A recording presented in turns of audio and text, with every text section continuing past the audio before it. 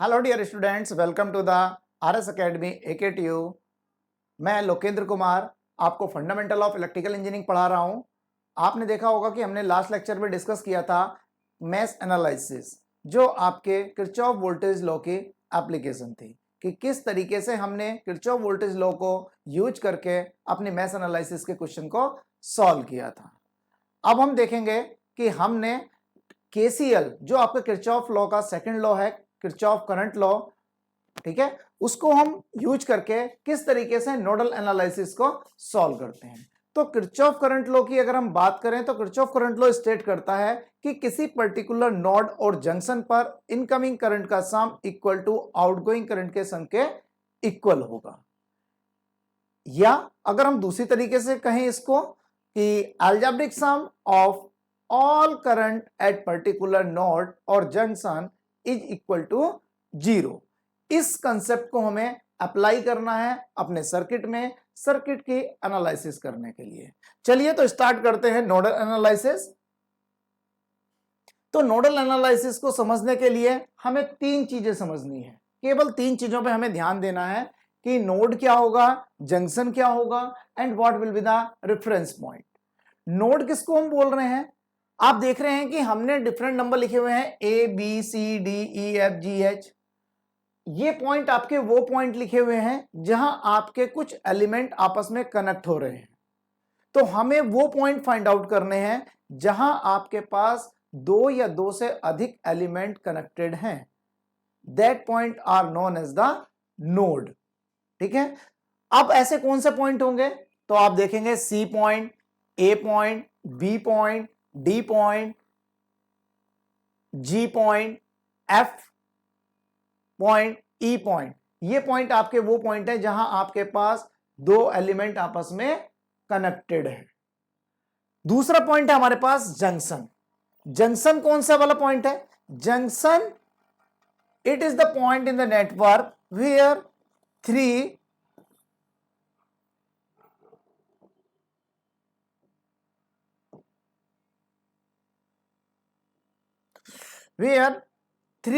and more than three circuit element are connected। वो point जहां circuit में आपके पास मिनिमम 3 एलिमेंट कनेक्टेड हैं। तो आप देखिए आपके पास पॉइंट है A, B और एक हमने ये पॉइंट मान लिया क्योंकि यहां आपके पास 1 2 3 एंड 4 एलिमेंट है जो आपके 3 से ज्यादा होते हैं, इसलिए हमने इसको भी एक जंक्शन कहा। अब जंक्शन को हम प्राइमरी नोड भी बोलते हैं या प्रिंसिपल नोड। अब जब भी हम नोडल एनालिसिस में बात करेंगे तो हम इस प्रिंसिपल नोड की बात करेंगे कि कौन से प्रिंसिपल नोड, कि प्रिंसिपल नोड कौन सा होगा जिसको हम जंक्शन बोल रहे हैं। Junction is the point where minimum 3 element are connected. Okay,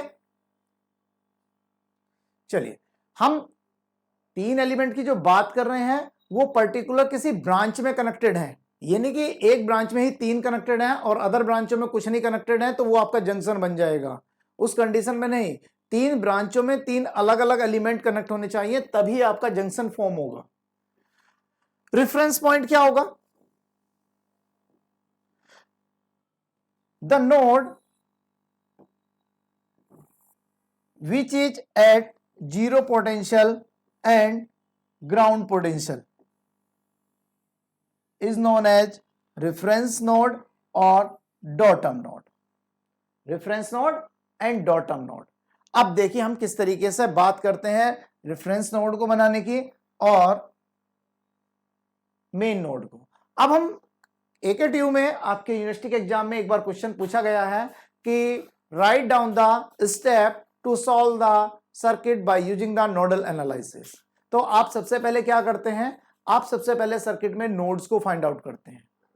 सबसे पहले आपने नोड फाइंड आउट किए, उन नोड में से किसी एक को रेफरेंस से कनेक्ट करना है, यानी कि ग्राउंड से कनेक्ट करना है और उसका पोटेंशियल कितना एज्यूम कर लेना है? 0। आफ्टर दैट आपको सर्किट में जितनी भी ब्रांचें हैं उसमें करंट ड्रॉ करनी है। अब करंट कैसे ड्रॉ करोगे? अब आपकी कोई ब्रांच ये है, या तो करंट आपकी ये फ्लो करेगी या अगर ब्रांच में होगी तो वो करंट इस तरीके से फ्लो करेगी। तो आप अपनी डायरेक्शन को चूज करने के लिए फ्री हैं। आप जिस मर्जी में आपकी डायरेक्शन चूज कर लें, लेकिन अगर आपने सर्किट में एक बार डायरेक्शन डिनोट कर ली तो आप उसको चेंज नहीं करेंगे, या एक ब्रांच में आप 2 डायरेक्शन नहीं एज्यूम करेंगे। दूसरा, apply KCL at each node and make equation. आप ईच नोड पर जो भी आपने सर्किट में लिए हैं, except the reference node, you apply the KCL and find out the node equation. Node equation कितनी होंगी वो डिपेंड करेंगी आपके नंबर ऑफ नोड्स में से। अगर आप 1 को सब्ट्रैक्ट करेंगे तो आपके पास नंबर ऑफ नोड इक्वेशंस आ जाएंगे। When you get the number of equation, solve these equation and find the node voltage. When you get the node voltage, you put the value of node voltage in the equation and you get the branch current. So this will be the procedure and this procedure will be solved with the an examples. तो अब हम देखते हैं कि university में हमारे पास किस तरीके से क्वेश्चन पूछे जाते हैं। नोडल एनालिसिस में सबसे ज्यादा सिंपल तरीका है, वो हम बताने जा रहे हैं कि किस तरीके से हम नोडल एनालिसिस के क्वेश्चन को सॉल्व करेंगे। तो आपको देखना है सबसे पहले यहां नोड कि आपके पास नंबर ऑफ नोड्स कितने हैं। तो आप देखें कि आपको वो पॉइंट चूज करने हैं जहां आपके पास 3 एलिमेंट कनेक्टेड हैं। तो आप देखिए इस ब्रांच में 2 एलिमेंट हैं, एक ब्रांच ये हो गई, एक ब्रांच इसमें भी एलिमेंट कनेक्टेड है, और ये ब्रांच यहां भी एलिमेंट कनेक्टेड है। दूसरा 1 2 3 सिमिलर तरीके से एक आपके पास ये पॉइंट हमने बना लिया, ये आपका तीसरा नोड है, यहां नोड 1 2 3 एंड 4, ठीक है। तो 3 नोड हो गए। अब एक नोड को हमने रेफरेंस से कनेक्ट किया जिसका पोटेंशियल हमने 0 एज्यूम कर लिया है, इसको हमने नाम दे दिया C, ये नाम दे दिया A और दूसरे का नाम दे दिया B। इस पे हमने पोटेंशियल एज्यूम कर लिया B1 और यहां हमने पोटेंशियल एज्यूम किया B2। Now denote the direction of current, this direction, this direction, this is I1, this is I2, this is I3, this is I4 and this is I5। ये जो voltage source है इसमें red वाला plus है और ये black minus है, यहां प्लस नीचे है माइनस ऊपर है। मैं आपको ड्रॉ कर देता हूं, इसमें लिख देता हूं दिस। अब आपने सर्किट में करंट की डायरेक्शन डिनोट कर ली, अब आपको कोई चीज चेंज नहीं करनी है।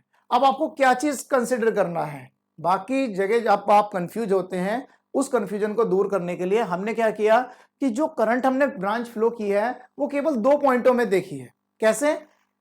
जो हमने नोड माना हुआ है वो A और B और C, हमारी जो करंट फ्लो कर रही है हमने मान लिया कि केवल इन 3 पॉइंटों के बीच में ही फ्लो करेगी। यानी कि करंट A से रेफरेंस की तरफ जा सकती है या रेफरेंस से A की तरफ जा सकती है, A से B की तरफ मूव कर सकती है या B से A की तरफ मूव कर सकती है, या B से C की तरफ मूव करेगी या C से B की तरफ मूव करेगी। तो उसी डायरेक्शन में हमने केवल चूज करना है। उसके बाद अगर ब्रांच में आपका रेजिस्टेंस लगा हुआ है, बैटरी लगी हुई है, करंट सोर्स लगा हुआ है, वो हम बाद में देखेंगे। तो सबसे पहले हमने देखा कि हमने केसीएल लिखा नोड ए पर, तो केसीएल एट नोड ए। अगर नोड ए पर हम केसीएल अप्लाई करते हैं तो incoming current is equal to the outgoing current. अब इनकमिंग करंट कौन सी होगी? अब अगर I1 की डायरेक्शन आप देखते हैं तो ये करंट इस वाली ब्रांच से चलते हुए ए की तरफ पहुंच जाएगी।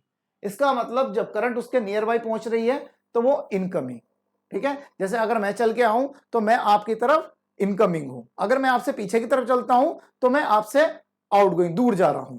तो इसी तरीके से अगर ए नोड से देखें तो I2 current outgoing and I3 current आपकी आउटगोइंग होगी। तो यहां से अगर हम इक्वेशन लिखेंगे तो लिखी जाएगी I1 is equal to I2 plus I3।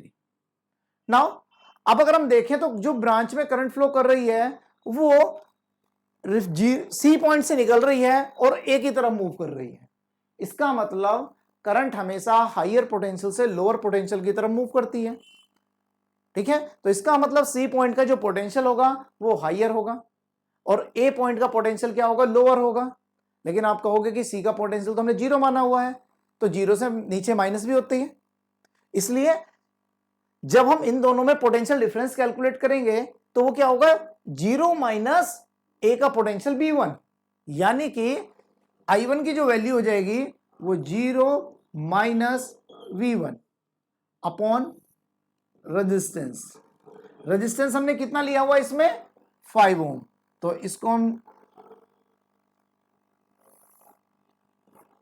5, अब ये क्या हो गया, पोटेंशियल डिफरेंस हो गया। अब अगर हम ध्यान से देखें तो इस वाली ब्रांच में एक बैटरी भी कनेक्टेड है। अब बैटरी में करंट कहां से जा रहा होगा, ये करंट यहां से आ रहा होगा। अब करंट माइनस से प्लस की तरफ मूव करेगा तो क्या होगा, माइनस से प्लस की तरफ हम चलेंगे। तो हमने जब केवीएल अप्लाई किया था तो हमने देखा था माइनस से प्लस की तरफ हम जा रहे हैं, इसका मतलब वोल्टेज राइज हो रहा था, और वोल्टेज राइज को हमने क्या लिखा था, प्लस। तो इसका मतलब यहां प्लस साइन के साथ हमने वोल्टेज को ऐड किया 25। ये बात समझ में आई होगी। अगर कंफ्यूजन होगा तो हम अभी दूसरी ब्रांचों में अप्लाई करेंगे, वहां देखते हैं। अब हम अगर I2 को देखते हैं तो I2 में करंट A से निकल रही है और C की तरफ जा रही है। इसका मतलब the potential at A will be higher and potential at C is lower than V1 minus 0 upon 2 I3 current flow from A to B, that's mean V1 minus V2 upon 10। अब अगर हम इसको सिंप्लीफाई सॉल्व करें तो इसका LCM आ जाएगा 10। जब हम 10 को मल्टीप्लाई करेंगे तो 5 से कटेगा वो 2 आएगा, तो ऊपर 2 से मल्टीप्लाई हो जाएगी, minus 2V1 plus 50 is equal to 5V1 plus V1 minus V2। तो ये 2 इधर आ जाएगा, 6 और 2 क्या हो जाएगा, 8V1 minus V2 is equal to 50। This will be the equation number 1। Now KCL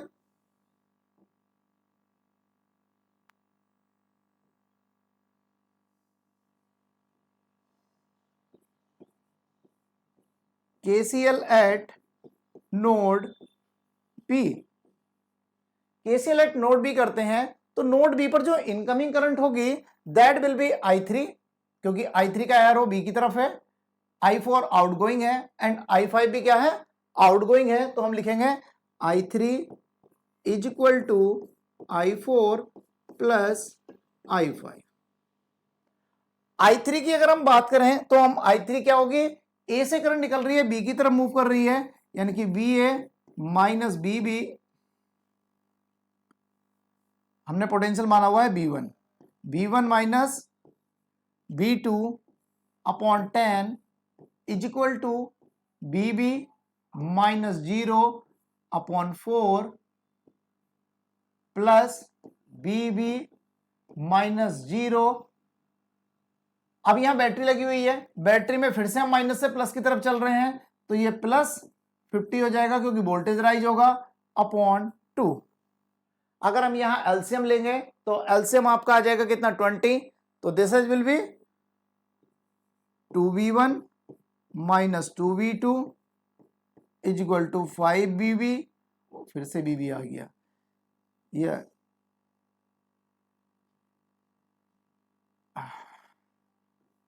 B2 4 V2 minus 0 upon 4 plus B2 minus 0 upon 2। तो ये आ जाएगा आपके पास 5B2 प्लस 10V2 प्लस 50 को मल्टीप्लाई करोगे 10 से तो that will be the 500। Now 2V1 minus 2 ये है, 5 इधर आ जाएंगे, 7 और 10 17B2 and that is equal to 500। This is the equation number 2। Now you have the 2 equation and 2 variable V1 and V2। Now solve this equation and get the value of V1 and V2। तो हम लिखेंगे on solving equation 1 and 2 and we get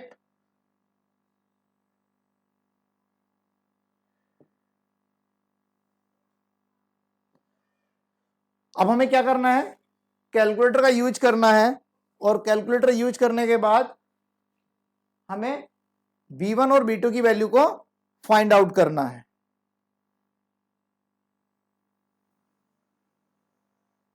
तो अगर हम इसको solve करते हैं तो हमारे पास क्या वैल्यू आ जाएगी,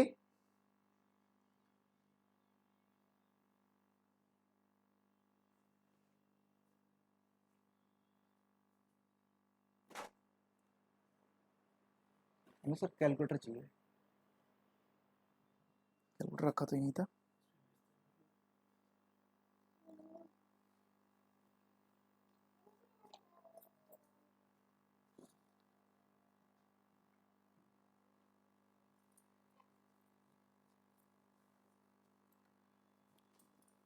तो यही रखा था।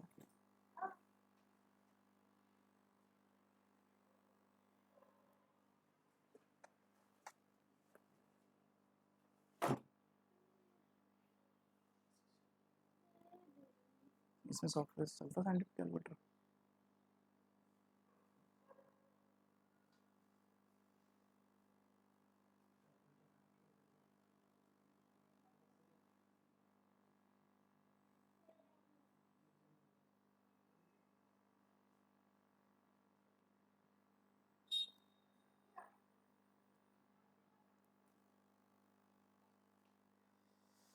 तो हमारे पास दो इक्वेशन है, इक्वेशन नंबर 1 एंड 2। तो हम हमारे पास कैलकुलेटर है 100 ms। तो हमने अपने इसमें मोड में गए, 4 बार प्रेस किया, EQN आया, उसके नीचे 1 लिखा हुआ है, उसके पीछे पूछा उसने कि अननोन्स कितने हैं। तो हमारे पास अननोन्स हैं आपके पास 2, तो हमने 2 को सेलेक्ट किया। उसने पूछा A1 की वैल्यू। तो हमारे पास जो इक्वेशन मेंशन है इसमें वो लिखी हुई है AX + BY = C। हमें A, B और C की वैल्यू लिखनी है। अगर हमारे पास दो इक्वेशन होंगी तो A1 B1 C1, A2 B2 C2। तो A1 की वैल्यू है, B1 का जो कॉफिशेंट होगा यानी कि 8, B1 की वैल्यू -1,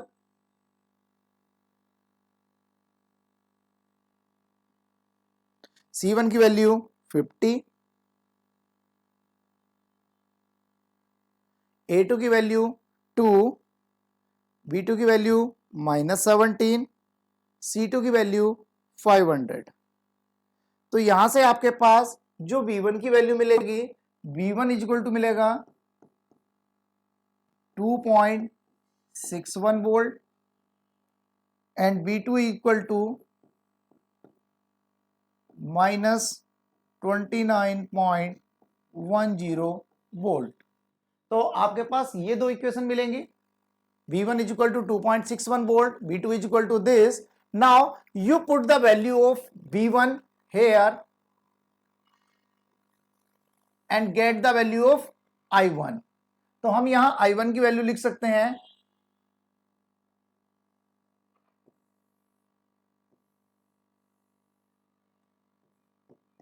I1 = हमारे पास V1 की वैल्यू आई है 2.6, तो हम लिखेंगे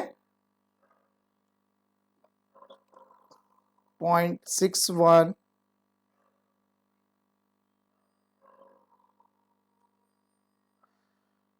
5 - 2.61 divided by 5, that is I1 की वैल्यू आपके पास आ जाएगी 4.478 ampere.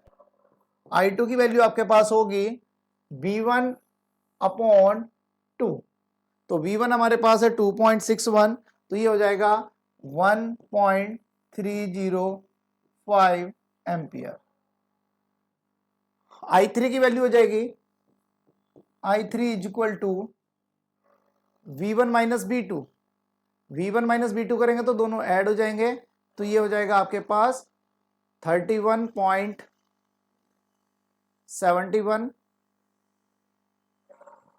29.10 plus 2.61 divided by 10, 3.171। I4 की वैल्यू हो जाएगी, I4 की वैल्यू है आपके पास B2/4, तो ये हो जाएगी आपके पास 29.10 divided by 4, that is equal to -7.275 and I5 की वैल्यू हो जाएगी B2 50 minus 29.10 divided by 2, that is equal to 10.45 ampere. तो इस तरीके से हमारे पास जो नोडल एनालिसिस के क्वेश्चंस हैं वो आप कर सकते हैं, ठीक है। अब इसमें एक करंट जो हमारे पास माइनस आई है, इसका मतलब क्या हुआ कि हमने जो करंट डायरेक्शन डिनोट की थी I4 की, एक्चुअल सर्किट में वो करंट जो फ्लो करेगी वो अपवर्ड डायरेक्शन में फ्लो करेगी और कोई माइनस का मतलब नहीं है, ठीक है। अब क्वेश्चन में आपसे यहां क्या पूछा जा सकता है कि किसी पर्टिकुलर एलिमेंट से वोल्टेज ड्रॉप कितना हुआ। जैसे आपसे पूछ लिया जाए कि 10 ओम रेजिस्टेंस से वोल्टेज ड्रॉप फाइंड आउट कीजिए, तो 10 ओम रेजिस्टेंस से वोल्टेज ड्रॉप कितना होगा, जो करंट यहां फ्लो कर रही है उसको अगर आप 10 से मल्टीप्लाई कर देंगे तो आपको वोल्टेज ड्रॉप मिल जाएगा, ठीक है। तो उम्मीद है आपको नोडल एनालिसिस का कंसेप्ट समझ में आया होगा कि किस तरीके से हम नोडल एनालिसिस को अप्लाई करेंगे। हम आगे प्रैक्टिस करेंगे कि किस तरीके से हम क्वेश्चन को सॉल्व करें। चलिए एक क्वेश्चन और देखते हैं। क्वेश्चन आपका किस तरीके से लिखा हुआ होगा,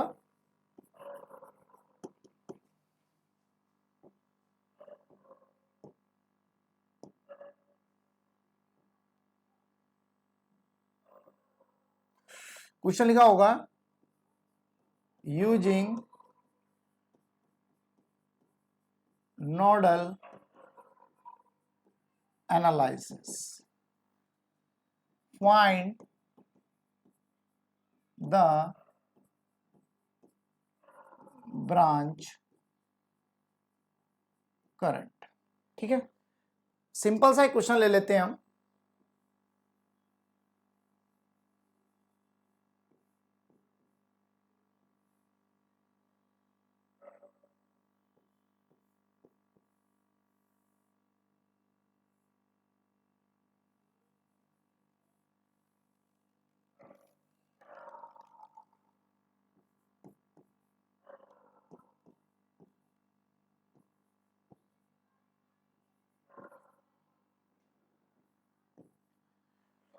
ये आपका पास कोई क्वेश्चंस है, ठीक है, आपको इसको सॉल्व करना है।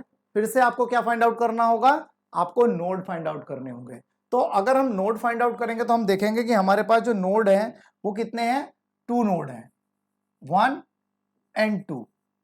इसका नाम हमने दे दिया A, इसका नाम दे दिया हमने C, और इसको ग्राउंड से कनेक्ट किया और इसका पोटेंशियल एज्यूम कर लिया 0, ठीक है। अब हमने क्या किया, जितनी भी हमारे पास ब्रांचें थी हमने वहां करंट ड्रॉ किया I1, I2 एंड I3, ठीक है। अब देखिए हमें क्या करना है, KCL अप्लाई करना है। KCL at node A, incoming current is equal to outgoing current, तो I1 is equal to I2 plus I3। I1 की वैल्यू क्या होगी, I1 जो करंट है वो आपकी C से निकल रही है और A की तरफ जा रही है, दैट्स मीन C का जो पोटेंशियल होगा वो आपका हाइयर होगा as compare to the A। तो हमारे पास जो पोटेंशियल डिफरेंस लिखा जाएगा दैट इज 0 माइनस, अगर मैं इसका पोटेंशियल मान लूं V1, तो V1। अब यहां बैटरी लगी हुई है, अब ये जो स्मॉल प्लेट दिखाई गई है ये माइनस को शो करती है और जो बड़ी प्लेट शो हुई है that will be the positive. तो करंट आपकी इन माइनस से प्लस की तरफ जा रही है, इसका मतलब वोल्टेज राइज हो रहा है, इसका मतलब यहां +5 आएगा, and upon the branch resistance that will be 2। Now we write the equation for I2। I2 is current flowing from A to C, that's mean the potential of A is higher and potential of C is lower, then the potential difference is V1 minus 0, साथ में battery भी है, that's भी plus से minus की तरफ यानी कि ड्रॉप अकर करेगा, यानी कि -10 अपॉन 6 I3। फिर current flow from A to C, then V1 minus 0 upon 4. Now the LCM is 12, that is minus 6V1 plus 30 is equal to 2V1 minus 20 plus 3v1, 6 इस साइड मूव होगा तो 6 and 2 8 and 3 11v1 is equal to 50, यानी कि v1 is equal to 50 upon 11 and you solve and get the value of v1, that will be 50 divided by 11, that is 4.54 volt. Now you calculate the value of I1. Now I1 is equal to क्या होगा, this value will be the I1, V1 5 minus 4.54 divided by 2, that will be 0.23. and next V1 minus 10, I2 की value क्या है, this. तो I2 की value को हम लिख सकते हैं I2 is equal to V1 minus, यानी कि 4.54 minus 10 divided by 6, that is equal to minus 0.91. I3 is equal to V1 by 4, यानी कि 4.54 divided by 4, that is equal to 1.135. तो इस तरीके से हम नोडल एनालिसिस के क्वेश्चन को सॉल्व करते हैं. तो आप देखिए कि हम केवल कंफ्यूजन ना क्रिएट करके केवल जो हमें स्टेप ध्यान रखने हैं वो क्या थे. सबसे पहले हमें सर्किट में देखना है कि हमारे पास नंबर ऑफ नोड्स कितने हैं. जब हमें नंबर ऑफ नोड्स मिल जाएंगे तो उन किसी नोड में से वन नोड को हम रेफरेंस एज्यूम कर लेंगे, जिसका पोटेंशियल हम 0 एज्यूम कर लेंगे. After that we apply the current in each branch and apply the KCL. When we apply the KCL, write down the equation for incoming current is equal to the outgoing current, and we write the current equation in term of potential difference and resistance. After that we get the value of voltage V1 and etc. जितने भी voltage आपके होंगे, and you put the value of V1 in that equation, you get the I1, I2 and I3.